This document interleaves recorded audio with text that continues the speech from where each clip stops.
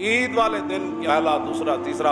पहले दिन के बारे में हज़रत अब्दुल्लाह बिन कुर्त रावी हैं, कहते हैं हुजूर ने फरमाया कि अल्लाह के यहाँ सबसे अफजल दिन बड़ी ईद वाला दिन है। कहा कि ये यौम नार वाले दिन अल्लाह के यहाँ इब्ने आदम का सबसे जो महबूब अमल है वो कुर्बानी करना है।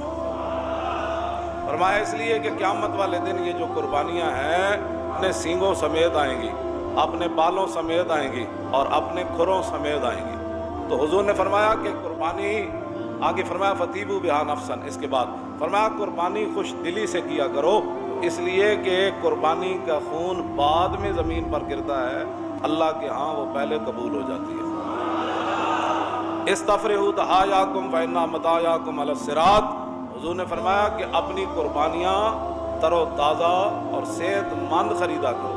फ़इन्ना मतायाकुम अला सिरात, इसलिए कि ये पुल सिरात तुम्हें सवारियों का